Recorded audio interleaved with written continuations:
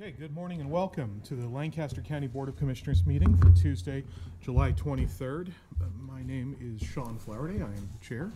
With me is Vice Chair Rick Vest and Commissioners Matt Schulte, Roma Amundsen, and Krista Yoakum. Please rise and join us for the Pledge of Allegiance. I pledge allegiance to the flag of the United States of America and to the republic for which it stands, one nation, under God, indivisible, with liberty and justice for all. Mr. Clerk, please begin. A copy of the Nebraska Open Meetings Act is located at the wall of the rear of the hearing room. All written materials to be discussed at today's open meeting can be viewed at the county's website at lancaster.ne.gov. Printing options are available upon request. Brings us to item 1, minutes. Approval of the minutes of the Board of Commissioners meeting held on July 16th, 2024. Move approval. Second. We have a motion and a second. Is there any discussion? Hearing none, please call the roll. Vest, Abstain. Amundsen, Yes. Schulte, Yes. Yoakum, Yes. Flowerday. Yes. Motion carries. Item 2, claims, starting with 2A, approval of the claims processed through July 19th, 2024. I move approval of the claims. Second. We have a motion and a second. Is there any discussion? Hearing none, please call the roll. Yoakum, Yes. Vest, Yes. Amundsen, Yes. Schulte, Yes. Flowerday. Yes. Motion carries. Item 2B, approval of a claim to Cedars Youth Services in the amount of $2,525. I move approval. Second. We have a motion and a second. Is there any discussion? Hearing none, please call the roll. Schulte, Yes. Yoakum, Yes. Vest, Yes. Amundsen, Yes. Flowerday. Yes. Motion carries. Item 2C, approval of a claim to the Mediation Center in the amount of $6,400. Move approval. Second. We have a motion and a second. Is there any discussion? Hearing none, please call the roll. Amundsen, Yes. Schulte, Yes. Yoakum, Yes. Vest, Yes. Flowerday. Yes.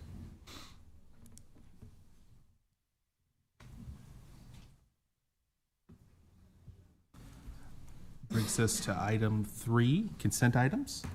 These are routine business items that are expected to be adopted without dissent. Any individual item may be removed for special discussion and consideration by a commissioner or by any member of the public without prior notice. Unless there is an exception, these items will be approved as one single vote of the Board of Commissioners. These items are A, amendments to the following county contracts for the annual motor grader snow removal services. Those are to Gana Trucking and Excavating, K2 Real Estate Development, doing business as K2 Construction, and Van Dorn Valley Construction, LLC. B, amendments to the following county contracts. C-22-0250 with the Village of Malcolm for maintenance of Malcolm Road. C-24-0356 with Rico USA Incorporated for print goods and services. C-23-0595 with Rise and Shine Cleaning for janitorial services for 3 Public Building Commission and county facilities. C-23-0616 with SAP Bros Incorporated for the annual supply of antifreeze, coolants, and windshield washer fluid. C-20-0421 with Murphy Tractor and Excavating Company, Murphy Tractor and Equipment Company for the annual compact tractor loader rental. C-24-0280 with Field Geotech Incorporated for material testing services. Item C, right-of-way contracts with the following. A permanent easement with the estate of Olga Katu, Southwest 86th Street and West Panama Road in the amount of $595. And a permanent easement with Charles Bowler Ingersoll, Northwest 40th Street and West Davie Road in the amount of $550. And finally, utility permit 2552 allowing Allo Communications to install fiber optic. Move approval of the consent items. Second. We have a motion and a second. Is there any discussion? Hearing none, please call the roll. Vest, Yes. Amundsen, Yes. Schulte, Yes. Yoakum, Yes. Flowerday. Yes. Motion carries. Item 4 is the beginning of our public hearings. The first public hearing is for special permit 24014 for Cedar Hills Community Unit Plan on approximately 75.31 acres with a total of 5 acreage lots, 4 of which will be West Old Cheney Road. One second, sir. So we'll go ahead and open the public hearing on special permit 24014. First off, do we have anything from staff on? Nothing from staff, okay. Then the applicant first. Thank you. Good morning. Oh, sorry. Swear you in. We're good. Do you solemnly swear or affirm that the testimony you're about to give is the truth and nothing but the truth? I do. Please state your name for the record. Mike Eckert. Go ahead. Good morning, Commissioners. Mike Eckert with Civil Design Group. This is a AG CUP, pretty standard AG CUP that we had at the Planning Commission.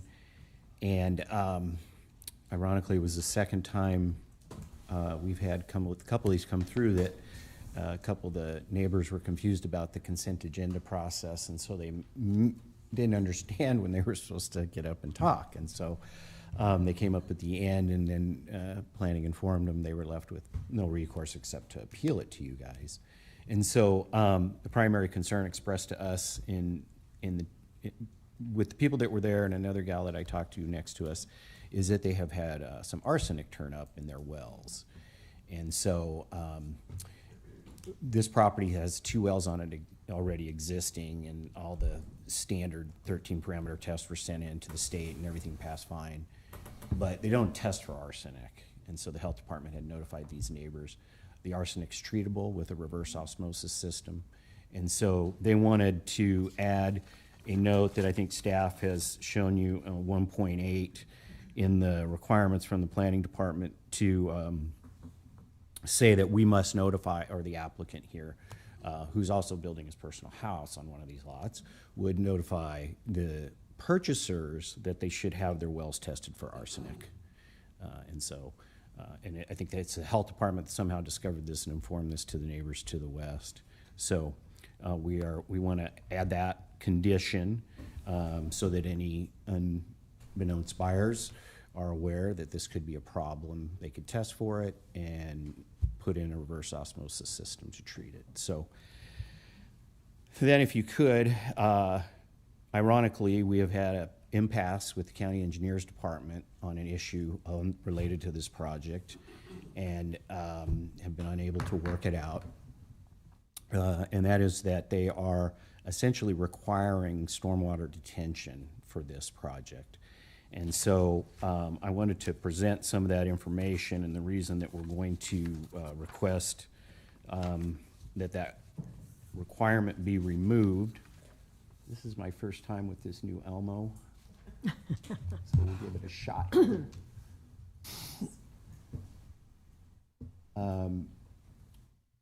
We will show you, there we go. So this is a calculation. We are required, the county code does not require detention in AG CUPs.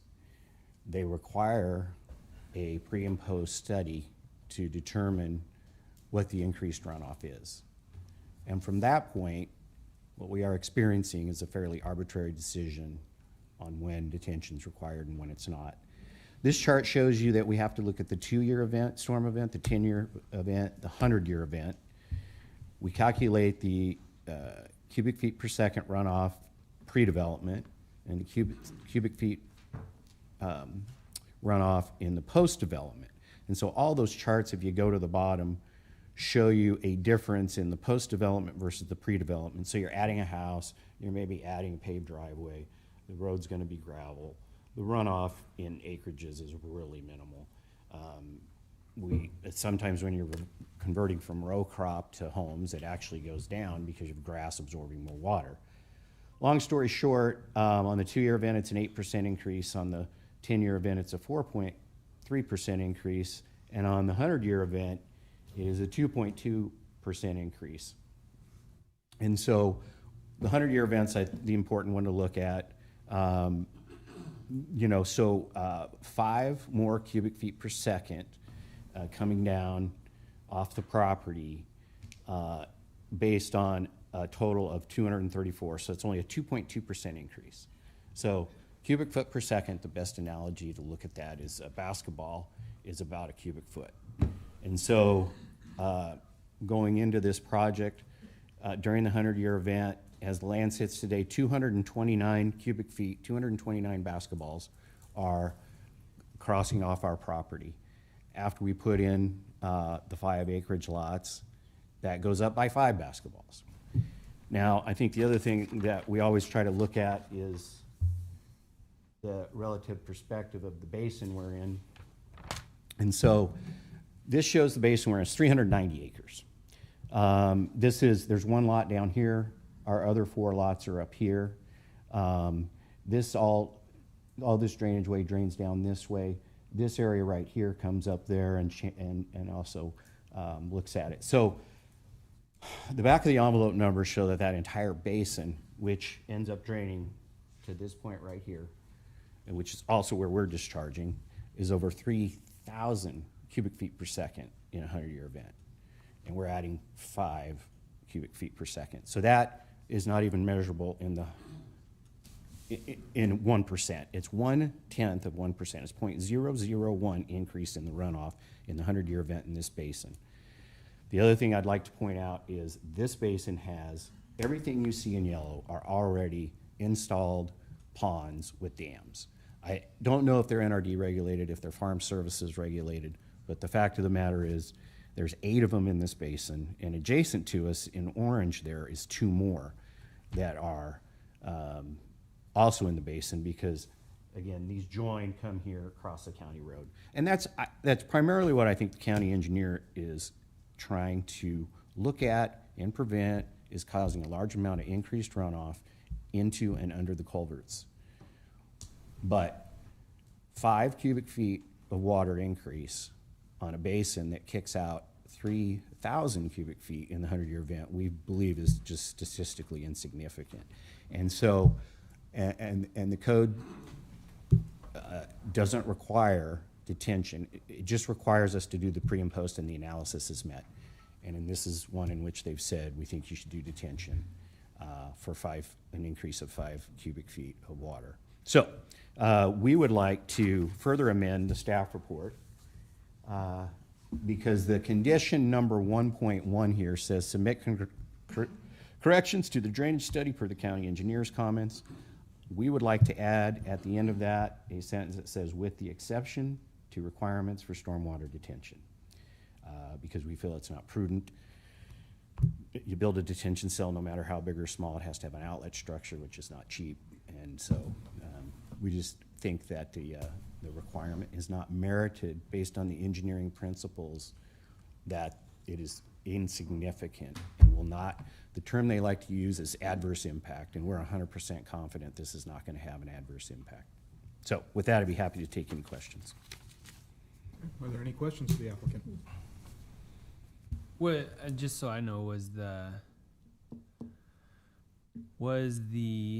stormwater retention, whatever it's called, was that considered or presented to the planning committee, or is that something that's been added on since the planning commission? No.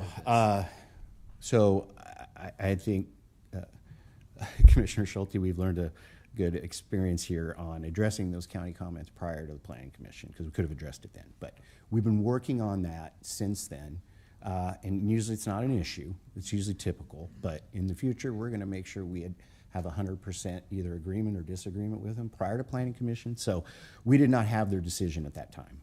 Okay. Would a stormwater retention pond on that map, would it be on, because there's the larger property and then there's the smaller properties that are being sectioned off? Right. Are they proposing that it just be somewhere on the larger property, or are they proposing that it would need to be on the smaller Yeah, I'll lots? put this back up. The logical place for it is going to be right here where the drainage comes off of these lots in this direction. And so it'd probably be down here in this area off of the main stream to create the area where it could contain it. Okay, so that would be, if one needed to be done, that'd be, I mean, the numbers you're showing me makes a lot of sense of not requiring that, but, I mean, obviously, we'll hear, I hear from the engineers too as well, so. Okay. Okay. Any further questions for the applicant? Hearing none. Are there any proponents? Anyone who wishes to speak in favor of the special permit? Any proponents? Okay. Are there any opponents? Anyone who wishes to speak against the special permit?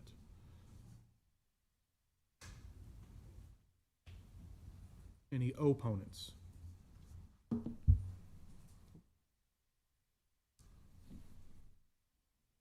Well, I guess I'm it. My name is Jane Egan. I live at 7001 West O'Shea. I'm sorry, Yeah, sorry. forget the protocol here. Go. All good. Do you solemnly swear or affirm that the testimony you're about to give is the truth and nothing but the truth? I do. Go ahead. Again, I'm Jane Egan. I live at 7001 West O'Shea Road. My property is adjacent to the proposed change of zone property. I have some questions for Mr. Eckert, if I could. I know that it's inevitable. We've been out there for 34 years, and I know that Lincoln has been growing that direction. We fully anticipated that at some point all the lovely farmland and pasture land around us was going to be occupied by people. I'm not happy about it, but it's inevitable. My concerns are several. First of all, as the city moves out and takes over more and more rural land for housing, it's my desire to see that the city ordinances that govern you inside the city limits follow all those people out there. It's the Wild West out there. When you live in the county, you can shoot off fireworks 24 hours a day, 365. You can shoot a gun. There's hunting out there. And now we're mixing all of those things with lots and lots of people coming out. So those are issues for another day. But I want you to think about that when you keep allowing these little cluster homes to be developed out in the rural areas. My second concern is with those 5 houses out there, where is all the sewage going to go? What kind of a system are they going to have? It's right next to my property. My other issues are what is the water quantity? You know, they drop a test well down there for 24 hours and they go, oh, okay, there's plenty for 5 houses. But it's just a 24-hour look at it. I think that needs to be changed, where over time we need to monitor how much water is available for these homes. I guess I don't have anything else. I was upset about the due process that was not allowed at the Planning Commission. We had a couple of neighbors come. I had a medical thing that I had to go to that day, and so I couldn't come when the Planning Commission hearing was held. But because the permit application met all the requirements, it was put on consent agenda automatically. And the only way that the neighbors would know that we got our letter and it said a hearing, okay? So we thought, okay, we can go to the hearing. They showed up.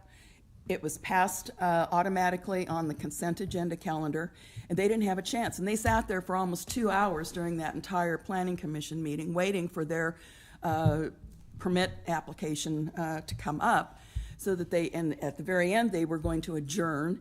And then the neighbor stood up and said, well, hey, what about 24014? And they said, well, it was passed on the consent agenda. These folks don't know Robert's rules. They don't know your procedures. It wasn't explained to them in the letter or at the beginning of the meeting. You guys did a little bit better job in your letter to us and referred us to the website and it took me a long time, and I'm pretty good with computers, to find the agenda for today.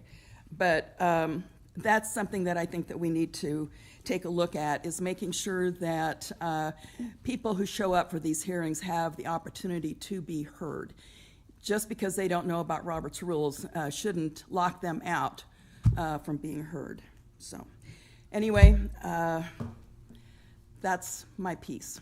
And again, I know that you're all vigilant, and I know that we need to grow out in the rural communities. I know that there's always going to be a conflict between residential and ag uses out there. I'm going to wait to see how that development is built and see if there's any problems associated with it. If there is, I'll find another acreage farther out. Rick? Jane, yeah, just a couple questions, if Sure. you don't mind. So your biggest concerns are the water and sewage, how that's going to work with Right. the addition of 5 homes in Right. the area. And we'll certainly can ask about that. And to be fair, your comments on the planning commission, the planning department brought that to our attention, and my understanding is they're hoping to make changes that'll make it a little more understandable for Yep, you. that would be very welcome. Yeah, I know people invest their time, so I appreciate your being here and sharing that with us. Okay. Any other questions? Okay. Did Mike answer the questions about how the sewage is going to be handled? Yeah, we'll He'll have- bring him back up. Okay. He'll have a chance to answer All anything right, at the end. thank you. Are there any other opponents? Anyone who wishes to speak in opposition to the special permit? Okay, seeing none, we will move on to neutral testimony. Anybody here to testify in a neutral capacity?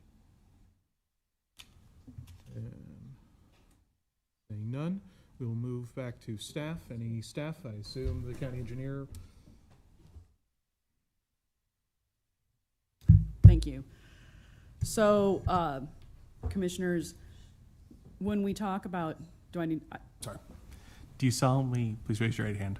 Do you solemnly swear or affirm that the testimony you're about to give is the truth and nothing but the truth? so help me God. In order to address this issue, we do in our standards call out pre and post and a calculation for that. And there's a reason for that.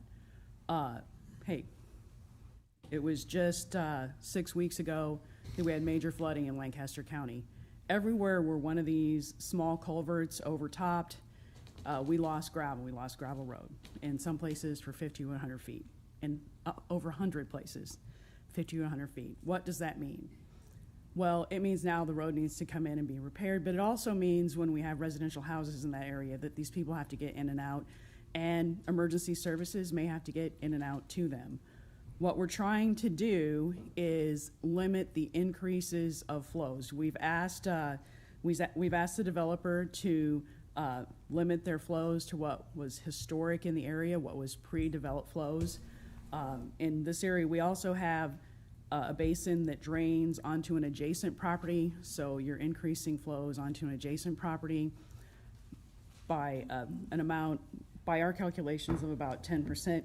You know, these may seem like small amounts, 10%, 2.5%, but from a standpoint of continued development in our county, and from a standpoint that, hey, many of our structures from the 40s and the 50s, they didn't have engineering calculations on them. They're already undersized. And we already believe that some of the calculations we do are also not representative of a 100-year storm anymore. And of course, it's easy for me to stand up at the microphone and say that because in my 10-year tenure as county engineer, I think I've seen 4 500-year storms now. And we have a problem in our county about being resilient. I have compassion for the developer. I have an understanding for not wanting to do detention. I have not asked for detention to be done, but I've simply asked for, let's find a way to get back to pre-development conditions with that flow. And I think that is important if we're going to focus on the continued resiliency of our community. Any questions for the county engineer? When you said I haven't asked for detention, are you talking about other developments or are you talking about this one? So just clarify our that. standards don't ask for detention. They ask that we calculate the pre and post developed flow, and we make a decision from there. Detention is not a requirement of our standards. However, that doesn't mean they're not a requirement by state statute or good practice. And what we're asking is that, hey, we need to be good stewards here. We need to be good neighbors when we develop. and we need to look at the future of these structures that are very, very old and were not sized or built to modern engineering standards.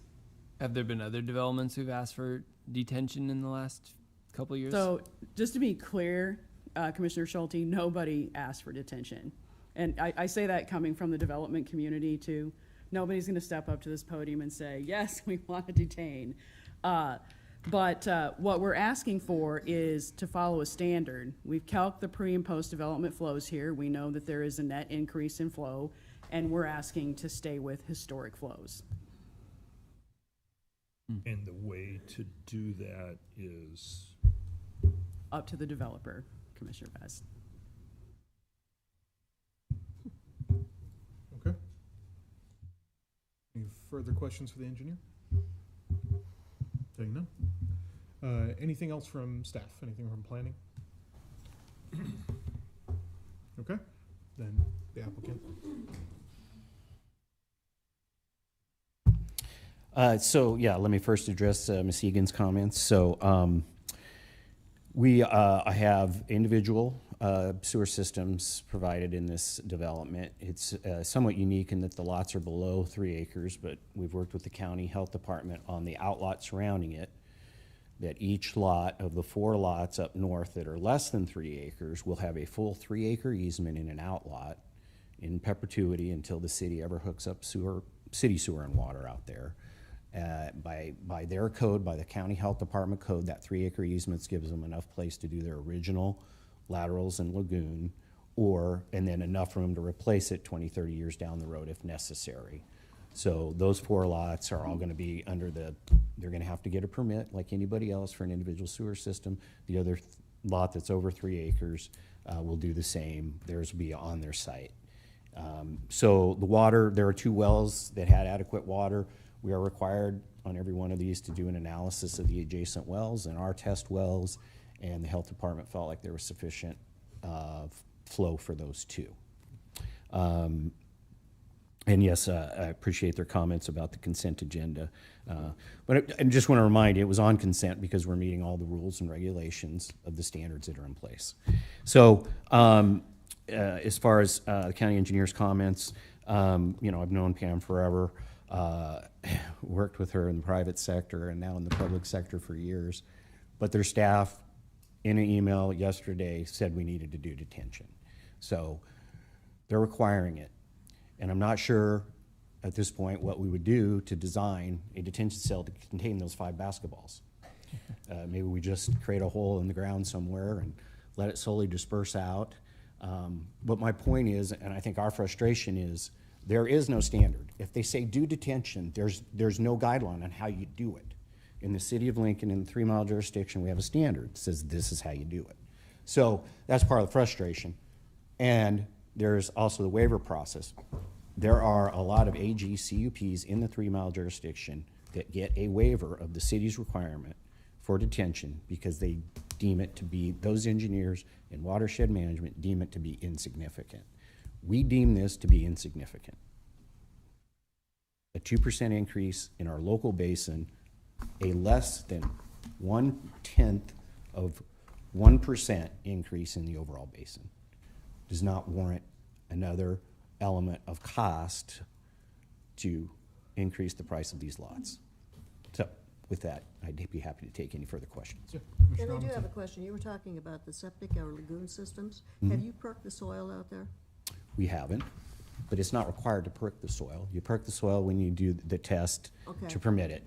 And so whether it permits it or not, then you have, if it doesn't perk, then you do a lagoon. When you do a lagoon, would that be a lagoon for all of the, No, each house will still have its individual lagoon.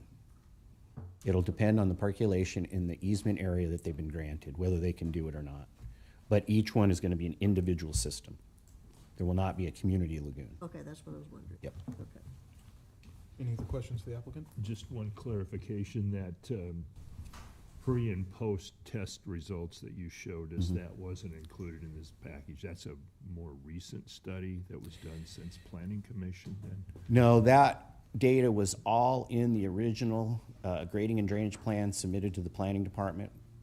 Got the county comments, and continue, and it's just that in the last 3 weeks, we've continued to address those and work with them on the data.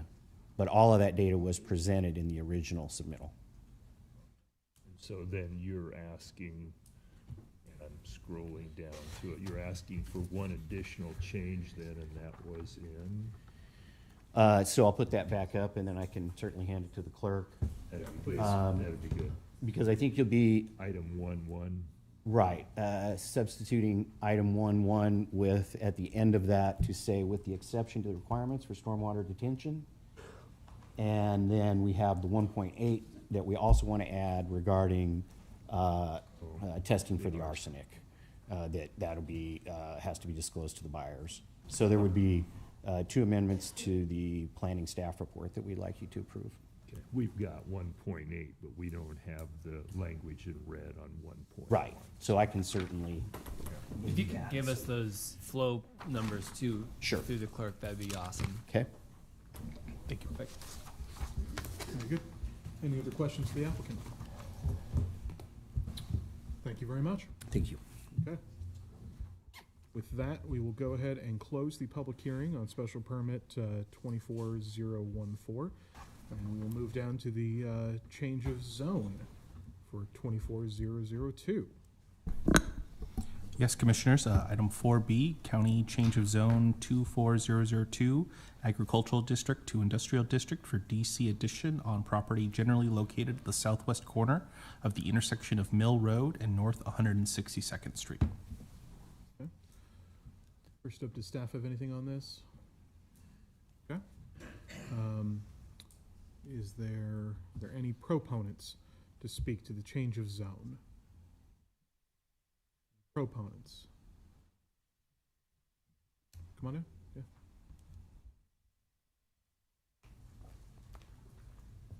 Yeah. I learned from those guys. Yep, thank you. Do you solemnly swear or affirm that the testimony you're about to give is the truth and nothing but the truth? I do. Please state your name. Matt Warner.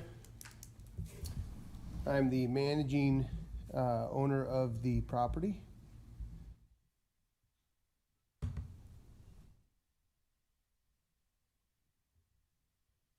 And I'm just here to answer any questions. We've kind of gone through everything, all the other stuff. So if there is any questions, I'm happy to answer them.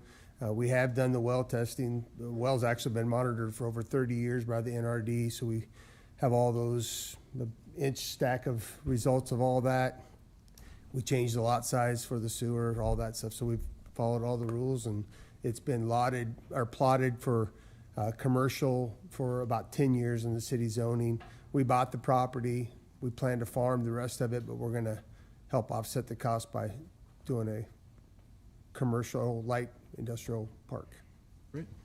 Can you just remind me, this is the property that's like kind of just outside of the jurisdiction of Waverly? Yeah, but the we're just county trying to make it has match the A sliver Waverly. on the edge. Tiny piece. Yeah, yep.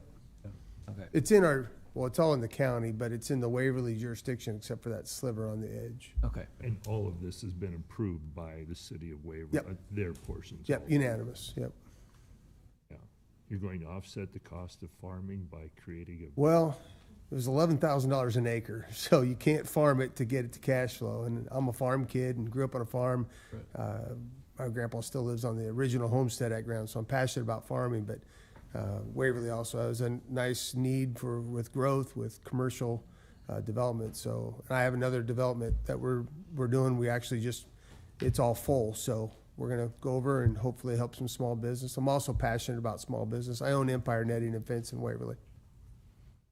the question I've gotten from folks is what kind of activity is going to take place? So I just made a deal with Beck Seed. Beck Seed is going to be buying the southeast property. That's going to be a seed dealership that I'm going to be a partner in, and we're going to put up probably an 80 by 100 storage building, and then also a learning center for agriculture.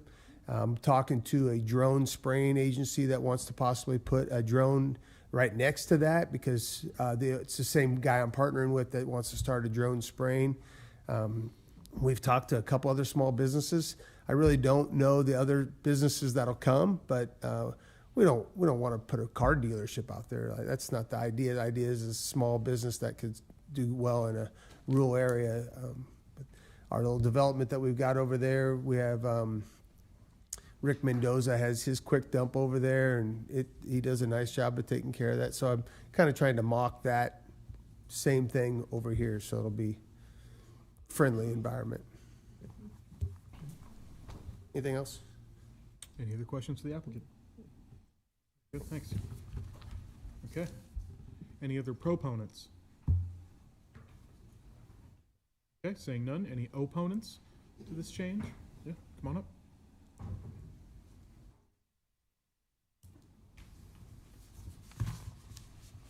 Do you solemnly swear or affirm that the testimony you're about to give is the truth and nothing but the truth? I do.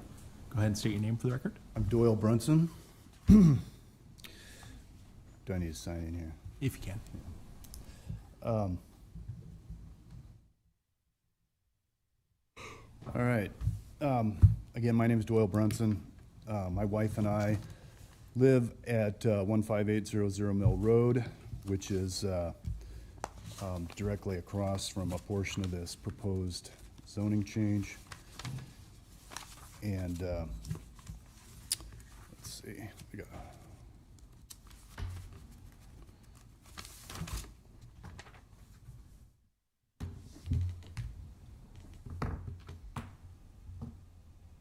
Okay. So our property is right here, and this is the area we're talking about. This is the corner that's under county jurisdiction, and this is the area that's under City of Waverly jurisdiction. So back in March, we were first made aware that there was a proposed zoning change with a request to change this area from ag to industrial on a portion of land that borders our rural residential acreage. And on March 23rd, we submitted a letter of opposition detailing numerous reasons for opposing the proposed zoning change. We submitted that to the Lincoln Lancaster County Planning Commission. This letter is part of the public record, and I'm sure you've had a chance to review it. I'm not going to go through that today, but I just wanted to reiterate some of our concerns, which this development will have regarding our property value, our concerns about industrial noise, industrial security lighting, trash, groundwater issues, and other things.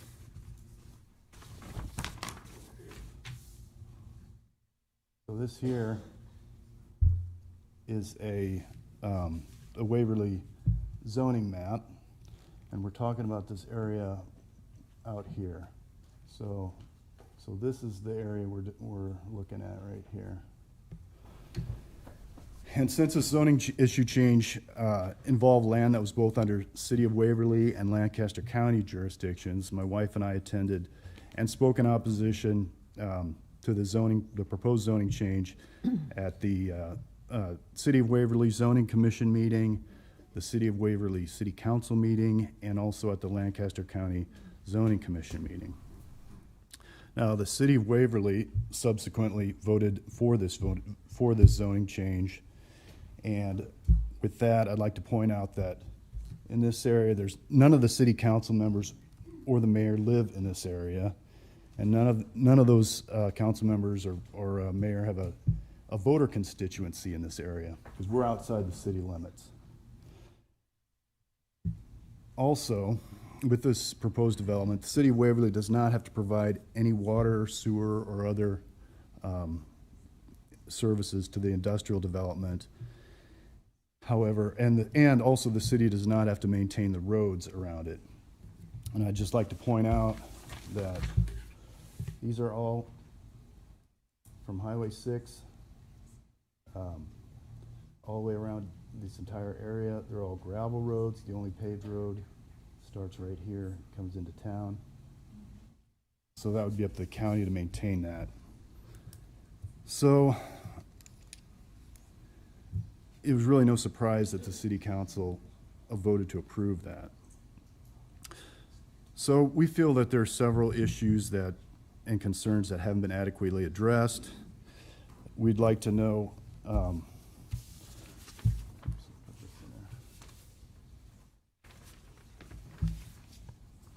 what industrial businesses are going on these 10 lots. Mr. Warner mentioned Beck Seeds. This is really the only one we've been told. Otherwise, we've just been given vague definitions of industrial, limited industrial, and light industrial. We'd like to know what the specific requirements are to address industrial noise, light pollution from security lighting, and blowing trash. That's been a problem at other locations, resulting from the industrial businesses in this area. So also, the proposed zoning change is over a half mile from the nearest existing zone industrial area, which I pointed out before on this map. So they're looking at, excuse me, this area right here. Here's the nearest industrial area.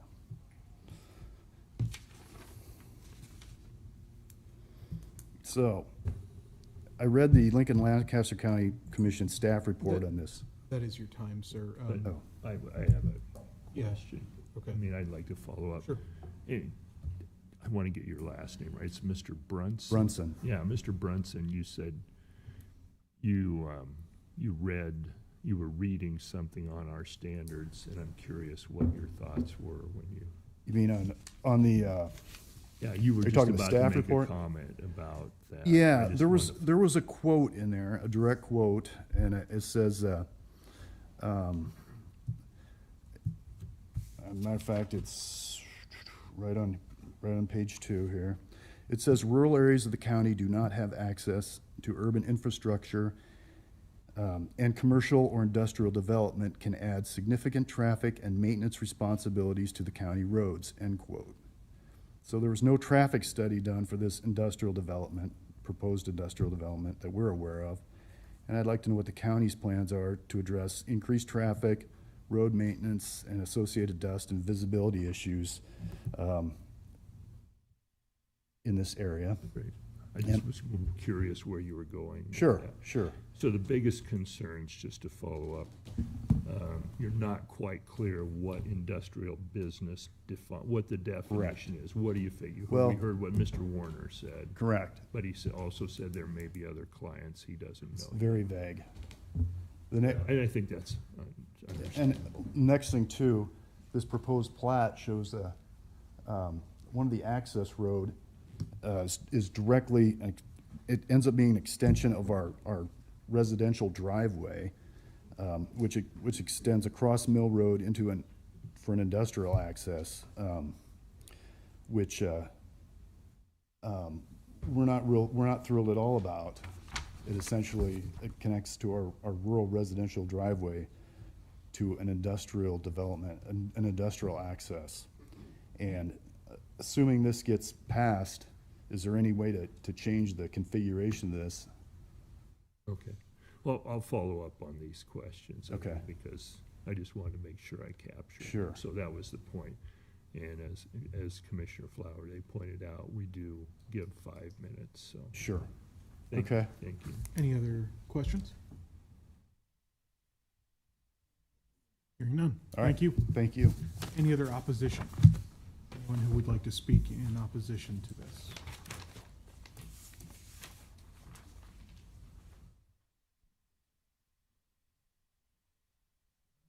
You see the Oh. engineer? No, I don't think so. No, he's getting up. Okay. Then, anyone wishing to speak in a neutral capacity? Any neutral testimony? Nope, okay.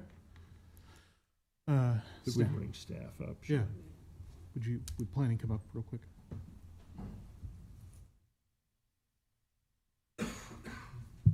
Commissioner Vest? Do you solemnly swear or affirm that the testimony you're about to give is the truth and nothing but the truth? I do. Please state your name. George Wesselhoff, Planning Department.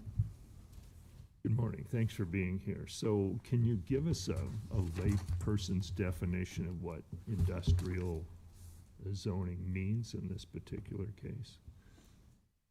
Sure, it could include a variety of uses. Warehouse uses would be one. Manufacturing would be another. Commercial uses, there's a variety of uses that would be permitted. And the applicant's not required to necessarily identify those as part of the application, though they certainly can if they wish. And are there standards about noise levels, light levels, anything like that included in county standards? Not for the county. The noise requirements of the health department don't apply outside the 3 mile. This actually came up with another special permit that we're reviewing currently on this question. You're talking about 3 Mile, the city of Lincoln, 3 Mile. Correct. So this is Lancaster County jurisdiction. So it would not apply unless Waverly would have some standard within their jurisdiction. Gotcha. That's all Okay. I had. Any other questions for, yeah? Yeah, I do have a question about the residential driveway. That was my question, and I don't know if you're prepared, if you have a map, prepared to address that. That was my concern, is that a residential driveway should not be incorporated into the industrial? So the county engineer was included in the review on this. It meets the requirement for location or spacing. I'm not aware that there was a concern identified as far as the proximity of the residential neighbor's driveway. Yeah. Wait a minute, Matt. Yeah. Yeah, we can bring Matt back up to address that, I think. I don't have anything else further for Yeah. planning. Yeah. Anything else? Very good. Thanks. Thank you. And the applicant and. Yeah, Matt, Please. come Yeah, on. I would like to see that. Again? You're still sworn in. Oh, sweet. Same public hearing. Hey, so I'm happy to move the driveway wherever. The county thought that was the safest place for it because they don't want multiple entrances on the road. So if we need to move it down or whatever, but I want to get along with my neighbors. I'm a lifelong Waverly guy. Like literally, the Warner name is stamped in this state from senators to lieutenant governors. So I don't want to do anything to disrupt my neighbors. Actually trying to get along. So if I need to move that, whatever the county, if the county would like it, I think they chose that because it's the safest as far as having people entering a major or a highway, that it's the better right there. If the county is good with me moving it to make the Brunsons happier, heck yeah, let's move it.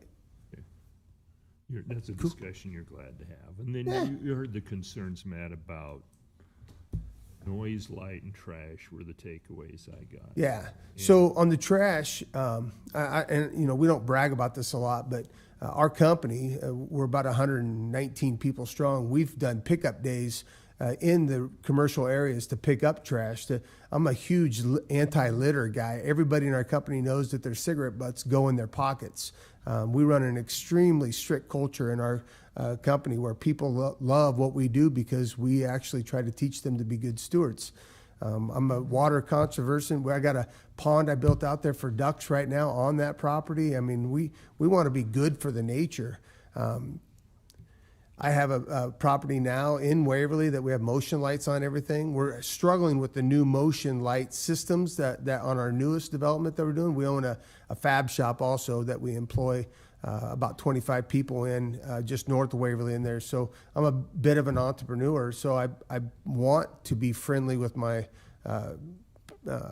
neighbors and with light pollution. I understand what must-go lights are. We do sports. I mean, guys, we're not a fly-by-night company. You know, we've spent extra money to put detention underground. We try to conserve water. You've got a record here, Matt, of being a good neighbor. You've demonstrated your intentions and your practices, and what I'm hearing you say is you're going to continue to operate in the same way. Yeah, absolutely. Yeah, anybody that knows what we do, we really don't do anything half-ass out in Waverly. We love our town and we want to take care of our neighbors. Yeah, and that'll be the practice here. Yeah. And if there are reasonable accommodations to be made, Yeah. I'm more than happy. Yeah. Okay. Yeah. Thank you. Okay. No further questions for the applicant, I assume? All right, with that, we will go ahead and close the public hearing on the county change of zone. Move down to new business. Commissioners, moving to new business, item 5A, a resolution in the matter supporting the legislature and governor in their pursuit of tax reform during the legislature's 2024 special session. So all the commissioners have a copy of this resolution. Mr. Clerk, there's a copy directly behind you here. I'll probably ask you to read that in a second here. This is, so I've had conversations with Roger Garcia, the chair of Douglas County, and Angie Bergmeister, the chair of Sarpy County. All of the three counties are passing, while not identical, very, very similar resolutions. This is effectively the same resolution we came up with when we just did it verbally over the regular session earlier this spring, where we said that any hard cap solution that Lancaster County gets on board with would have to have exceptions for growth, CPI, and public safety exceptions, because we can't be negatively, in the pursuit of hard caps, we can't be negatively impacting our ability to provide for public safety in our community. And so that's the broad impact of this. It's my understanding Douglas County and Sarpy County are passing similar resolutions this morning as well, just so that our lobby teams have clear direction as we go into the special session later this week. Have you seen their resolutions? Yeah. Do they address the 0% cap? Yeah. I don't see anything in here about that. We just say hard caps, whereas hard caps on county expenditures. That do not Yeah. account for Yeah. growth, inflation. Yeah. And that's, I mean, once again, we're sort of back to the same three that when we signed the letter with the Omaha mayor, the Lincoln mayor, the Sarpy City's mayors, and the three county boards, we're at the same place we were before. It's growth, it's CPI, and it's public safety exceptions. And if we can get all three, we can probably, live to see another day. And if we don't have something like that, we can't get on board with. So, Mr. Clerk, would you please just read the language of the resolution? Of course. Before the Board of the County Commissioners of the County of Lancaster, Nebraska, in the matter of supporting the legislature and the governor in their pursuit of tax reform during the legislature's 2024 special session. Whereas the Nebraska legislature is expected to convene for a special session to be called by Governor Pillen on or about July 25th, 2024, to pursue a package of tax reform legislation. Whereas counties deliver essential local government services mandated by the state without state appropriations to support these services, including critical public health, mental health, and public safety services. Whereas, despite dramatically rising inflation and a historically competitive labor market and exceptional population growth, the Board of County Commissioners of the County of Lancaster, Nebraska, the County Board, has prudently managed its property tax levy while continuing to deliver essential local government services that our growing community wants and deserves. Whereas tax reform cannot be achieved at the expense of the county's ability to deliver essential local government services that keep Nebraskans healthy and safe. Whereas hard caps on county expenditures that do not account for the county's vibrant growth, the reality of inflation based on CPI, and exceptions for essential public safety services put Nebraska families at risk and would be harmful to the entire state of Nebraska. And whereas, to ensure that the Nebraska counties to be the safest and best place to raise a family and start a business, any discussion about hard caps on county expenditures in a tax reform package must include exceptions for growth, CPI, and public safety services. Now, therefore, be it resolved by the Board of County Commissioners of the County of Lancaster, Nebraska, that the County Board hereby supports the legislature and governor in their pursuit of tax reform in a responsible manner that takes into account the foregoing unique, complex issues and allows for local control and responsible local budgeting to ensure the health and safety of Nebraska families.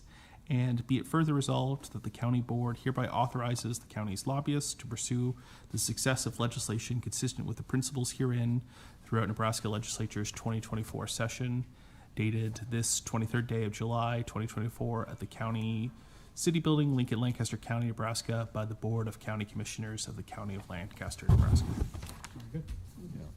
Can I just to clarify what this is asking, what this is saying is that a hard cap, meaning Like, right, I mean, so in 388, part of the trouble in drafting this is that no one has seen no one's seen the language that's coming out of the governor's office yet. Right now, we still haven't seen the proposals, so we're sort of drafting a little bit in the dark, and we're trying to give our lobby team some framework as we go into the special session. you know, the governor has, in 388, we were looking at a hard cap of 3% or CPI, whichever was higher, plus growth, plus select public safety exceptions that were centered around only staffing, and even then only up to 6%. This says that if we're going to entertain hard caps, we need to see we need to see an exception for growth, an exception for CPI, and an exception for essential public safety services. So if the language did include those things, and then our lobbyists would be supportive of that based on this. If we get there, and like, what I'm certain will happen is I'm certain we will see some middle ground area that then we will come back on, you know, Thursday or next Tuesday, and we'll evaluate then again, do we want to support this particular package, this particular language?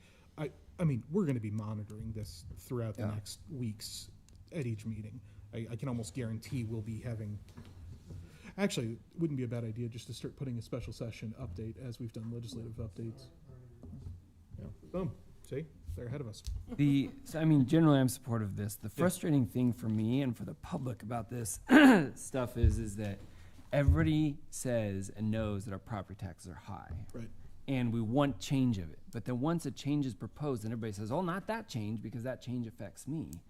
And specifically, I talked at length with a business lobbyist in Lincoln that just opposes every change all the time. And so I think this does create a path to move forward and encourage change, but also protect some. So I will vote in support of this, but it just wearies me, and I think it wearies the public when every time there's a proposal to lower property tax is fought with opposition from people who have carved out special interests protections in the law. And I think to a degree that's fair. The whole point of this was to try to be positive about it and try to find a solution that we could live with, right? Yeah. If we get certain basics, we'll be there. If we can't get to that, then, you know, we have to defend our ability to deliver these services. But I mean, there's no doubt that we want to be part of the conversation and be part of the solution. Yeah. Yeah, I believe that we do want to be part of the solution because we recognize that property taxes are high in Nebraska. And I believe that this resolution captures our responsibility as commissioners. But I also feel that that we would be remiss if we didn't also make sure that we're vigilant on where the burden falls as the taxes are shifted, and that it not fall on some of our lowest income people in our community, middle and low income people, to bear the brunt of this because of a lot of the exceptions that Commissioner Schulte pointed out. That would be really for maybe businesses, corporations, that sort of thing. Sure. Well, and again, it's just, it's hard to say until everybody can see what the language is. Right. We just don't know, you know. Yeah, I think we need to be vigilant in watching that. And there's no doubt we'll be talking about it on Thursday. There's no doubt we'll be talking about it on Tuesday and the following Thursday and so on and so forth until we're done. Yeah. I move approval of this resolution. I think it's threading the needle as well as we can, given what we're facing. So I move approval. And I will second that. I do believe that this is one of the things that's generally, it generally identifies the three things that are really important to our communities. We don't know what is happening within the special session, and there's, it's kind of a moving target, so yeah, I'll second that. Okay. We have a motion and a second. Is there any discussion? Hearing none, please call the roll. Yocum, Yes. Vest, Yes. Amundson, Yes. Schulte, Yes. Flowerday. Yes. Motion carries. Brings us to item 5B, the appointment of Romeo Guerra to the Aging Partners Area-Wide Advisory Council for a term to expire on June 30th, 2027.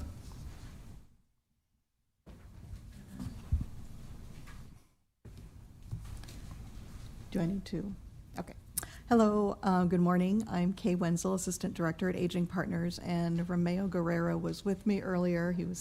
He had to leave for another meeting and had hoped to be back before this agenda item was called. But I'll proceed if that's all right. Please. He is very, very qualified to be a representative on our advisory council, and we're very pleased to have him on board with your appointment and approval.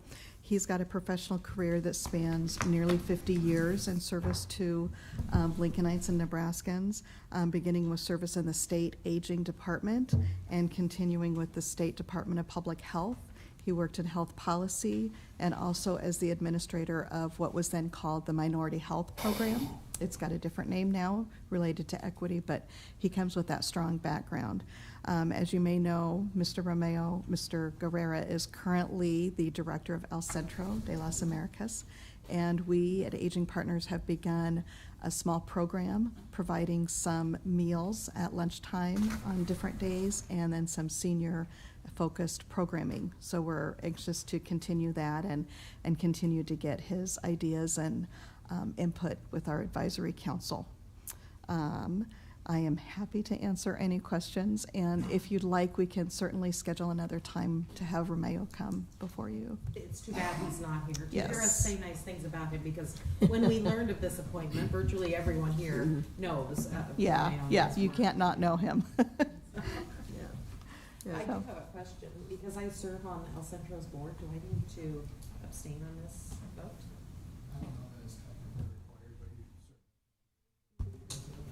Well, he certainly is a very qualified individual, and I would move approval of his appointment. Yeah. We deeply appreciate all those folks. We have so many people that volunteer their time and expertise to help create a good community here, so I thank him for that and second. Okay. We have a motion and a second. Is there any discussion?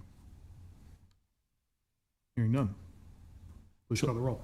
Schulte, Yes. Yocum, Because it's not required that I abstain, I do, vote yes. Vest, Yes. Amundson, Yes, Flowerday. Yes. Motion carries. Thank you. Brings us to item 5C, a special designated license application from Premier Catering Incorporated for a reception on August 10th, 2024 at Roca Ridge. Is there anyone here to speak on this amusement license? I don't see anyone here from Premier Catering. It looks like they have met all the requests from the different agencies that review these. I would entertain a motion. I would move approval. I'll second that. We have a motion and a second to approve. Please call the roll. Amundson, Yes, Schulte, Yes. Yocum, Yes. Vest. Yes. Motion carries. Brings us to item 5D, a grant contract with the Lincoln Children's Museum in the amount not to exceed $90,000 from the Visitors Improvement Fund. move approval. Second? Yeah, as you'll recall, we were able to allocate $500,000 in funding from the Visitors Improvement Fund. This was one of the successful applicants, and they'll be adding a climbing tower at the Children's Museum. We have a motion and a second. Please call the roll. Vest, Yes. Amundson, Yes, Schulte, Yes. Yocum. Yes. Motion carries. Item 5E, a grant contract with the Lincoln Sports Foundation, the amount not to exceed $87,500 from the Visitors Improvement Fund. I move approval. I'll second that. Any discussion? Have a motion and a second. Please call the roll. Yocum, Yes. Vest, Yes. Amundson, Yes, Schulte. Yep. Motion carries. 5F, a grant contract with the Lincoln Children's Zoo in the amount not to exceed $100,000 from the Visitors Improvement Fund. move approval. Second? A motion and a second to approve. Any discussion? Please call the roll. Schulte, Yes. Yocum, Yes. Vest, Yes. Amundson. Yes, Motion carries. Brings us to item 5G, a mini grant contract with the application with the Nebraska Department of Transportation for the county sheriff to participate in the National Drive Sober or Get Pulled Over high visibility event enforcement mobilization in the amount of $9,380. Approval? second. We have a motion and a second. Is there any discussion? Hearing none. Please call the roll. Amundson, Yes, Schulte, Yes. Yocum, Yes. Vest, Yes. Flowerday. Yes. Motion carries. 5F, excuse me, going backwards. 5H is an agreement with the Regional Behavioral Health Authority through Region 5 Systems and the Mental Health Crisis Center to provide crisis stabilization services to persons placed in emergency protective custody. I move approval. Second. We have a motion and a second. Is there any discussion? Hearing none, please call the roll. Vest, Yes. Amundson, Yes. Schulte, Yes. Yocum, Yes. Flowerday. Yes. Motion carries. 5I is an agreement with PMA Counseling LLC to provide gambling addiction assessments and counseling to services to inmates at the county jail. There is no cost to the county. Move approval. Second. We have a motion and a second. Is there any discussion? Hearing none, please call the roll. Yocum, Yes. Vest, Yes. Amundson, Yes. Schulte, Yes. Flowerday. Yes. Motion carries. 5K, 5J. Recommendation from the purchasing agent on behalf of County Corrections to award a contract to Daniel A. Newman Power System Engineering for a bypass uninterruptible power supply system in the amount of $43,426. Item 5J. Move approval. I second, but Brad's here. Why? Oh, okay. Let's bring him up. Well, but we're on, aren't we on? This is Because kind this is the of. next item. He's We're the on next J. item. He's K. Jay. Oh, sorry. I'm one ahead of myself. Oh, good. I will second. Brad, you don't have to comment. Would you on like to this say anything about uninterrupted power supplies, Brad? We're always glad to hear from Brad. Okay, we have a motion and a second. Is there any discussion? Hearing none, please call the roll. Schulte, Yes. Yocum, Yes. Vest, Yes. Amundson, Yes. Flowerday. Yes. Motion carries. Item 5K, a recommendation from the purchasing agent on behalf of the County Youth Service Center Director to award and execute a purchase order to Securitas Technology Corporation for 4 workstations and 2 security monitors in the amount of $25,730.23. Good morning, Commissioners. Brad Alexander, Director of the Lancaster County Youth Services Center. These are items that we've discussed, and you've approved the encumbrance for this, so the money is there, and again, we're anxious to get going. Good to see it moving forward. I move approval. Thank you. Second that. We have a motion and a second. Is there any discussion?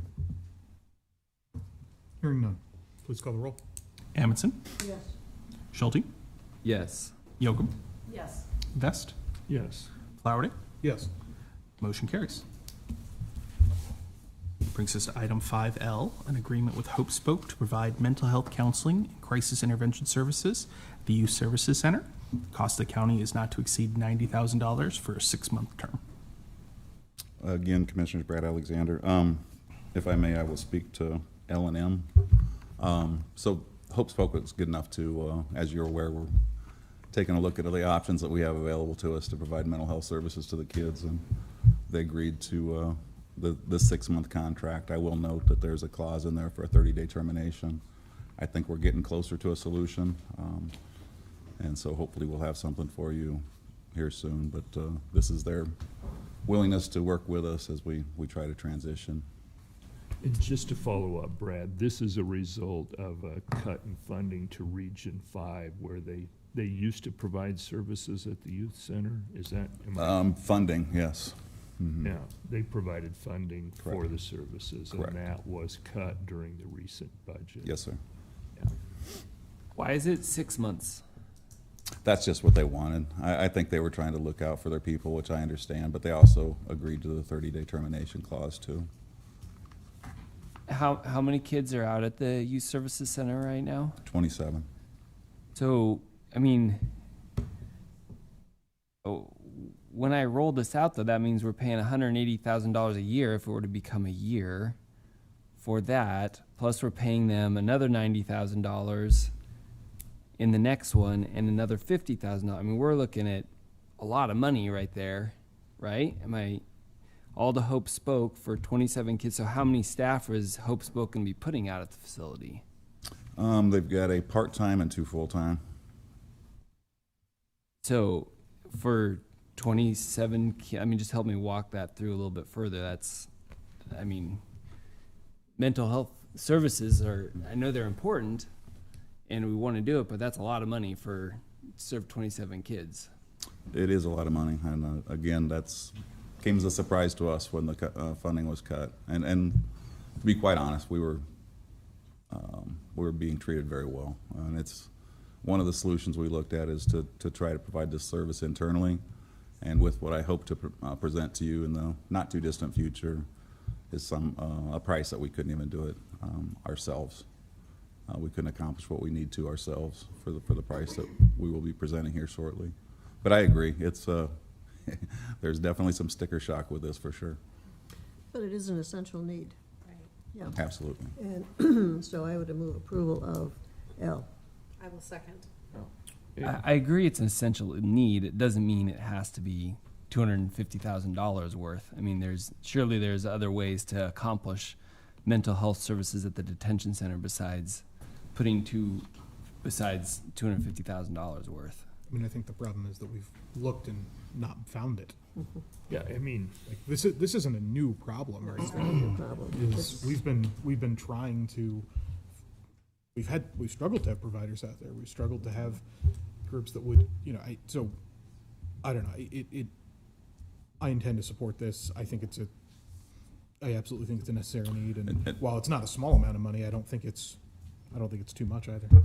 And this is just a stopgap. Just to try to help us get through while we work through a solution that's, I hope you'll view more favorably.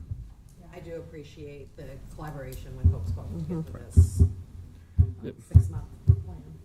the need is real, and the solution is not easy. And what everybody who's in this field talks about is these are difficult clients, difficult individuals, and the answers that make sense to us on don't do that anymore or stop behaving that way just don't work as well for others. So it's a tough deal. And, if there are better solutions, we're open. All to ears, them. I guess I've collaborated. Go ahead. help me just understand too, why is this one retroactive? It's for services provided through June 30th. It says $89,134 for July 1st, 2023, which is over a year ago, to June. Why are we paying them for stuff that they did in the past?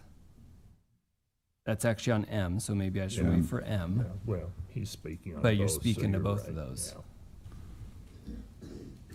So, I I can help answer. Yeah, please. So there was there was not a contract, we were operating under a contract.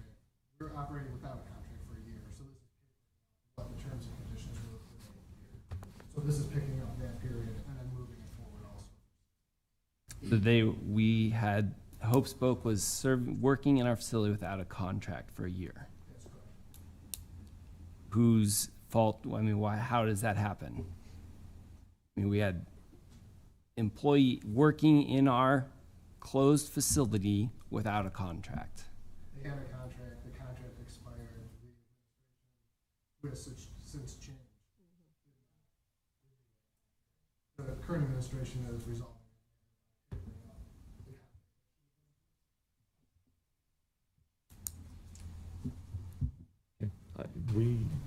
Yep, we have a motion and a second. Is there any further discussion? Hearing none. Please call the roll. Vest, yes. Amundson, Yes. Schulte, No. Yocum, Yes. Flowerday. Yes. Motion carries. Commissioners, now moving to 5M, the agreement with Hope Spoke to provide professional case management services at the Youth Services Center. The cost of the county is $89,134.04 for July 1, 2023 through June 30th, 2024, and $50,932.94 for July 1 through December 31st, 2024. So we've already discussed this. I move approval. I'll second that. We have a motion in several seconds. Is there any discussion? I guess just a couple things I'd point out is I appreciate Hope Spoke's service there, but I mean, they chose to make a gift by not having a contract as well, so it's on them as well. I also want to note the significant increase in costs. It moves from $90,000, if you roll this out over the course of a year, it moves from $90,000 to over $100,000 for these services. Any further discussion? Okay, please call the roll. Yocum, Yes. Vest, Yes. Amundson, Yes. Schulte, No. Flowerday. Yes. Motion carries. 5N, we have a series of compensatory time off agreements with the following: Edward Burton, Erica Timby, Sean Miller, Kevin Wisman, Grant Hesser, James Jerkin. Pam Dingman, Lancaster County Engineer. Anytime I try to say compensatory, like you, the clerk, I know why we say comp time. So recently, HR brought forward a new policy on overtime and comp time. I was originally told that it would include a policy for our hourly employees who were not represented, and it does not. And the only way to fix that for those employees is to come forward with this type of agreement for each, associated with each individual employee who is hourly. This is for employees who specialize in construction inspection and engineering technicians, as well as surveyors and an accounting person. We do have times of the year where we have particularly high volume of work, and other times where the volume of our work is not extraordinary. And so we're trying to create a system for the employees that is beneficial to all. So these are unrepresented hourly staff. That is correct. How many of those do we have? 6. I'm surprised it's that many, honestly. In county engineering, 6, so, yeah. Okay. So does this put them sort of equal to the represented people, or similar at least? It, the bonus of being in county government is multiple labor contracts as well as rules for unrepresented employees. It does not make them equal to the represented employees. However, prior to your execution of these agreements, they had no ability to bank comp time. And so what we're trying to do is get them the ability so that they can also bank comp time. Yeah, a maximum of 40 hours, it looks like. Yep. I'd move approval. I'll second. We have a motion and a second. Is there any discussion? Hearing none. Please call the roll. Schulte, Yes. Yocum, Yes. Vest, Yes. Amundson, Yes. Flowerday. Yes. Motion carries. 5O, a contract with Substrata to provide the annual supply of soil stabilization enzyme Permazyme. The cost of the county is not to exceed $34,773.50. Pam Dingman, Lancaster County Engineer. In government, it is hard to be innovative, because if you do something innovative and you make a mistake, then the critique on that has a tendency to be rather brutal.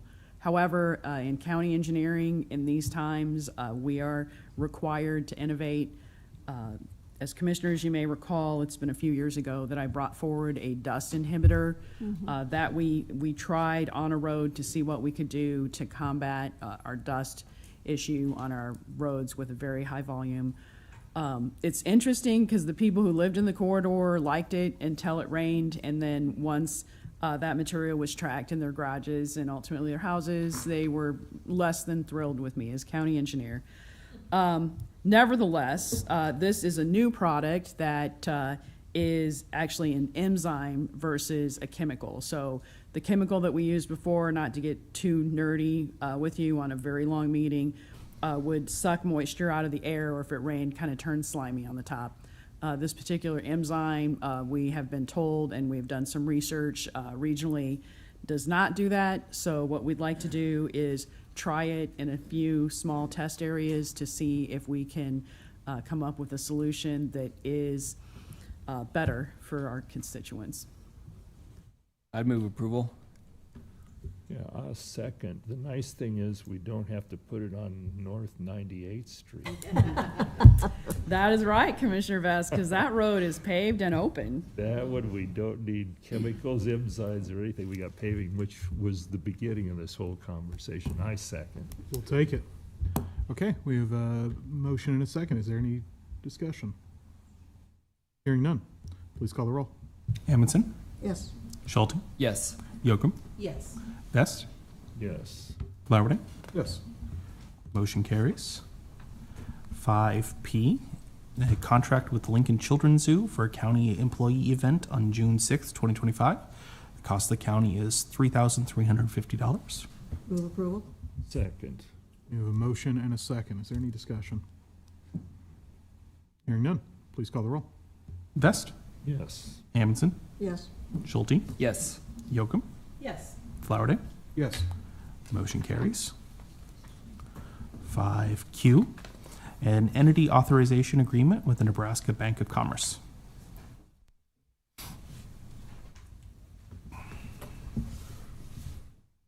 Good morning, Commissioners. I'm Rachel Garver, Lancaster County Treasurer. This item and the next two following hopefully are the last, at least for a while, of the banking agreements that we're trying to make sure we have all our I's dotted and T's crossed and that we're not missing anything and just trying to make sure we have everything just right. I move approval. Second. We have a motion and a second. Is there any discussion?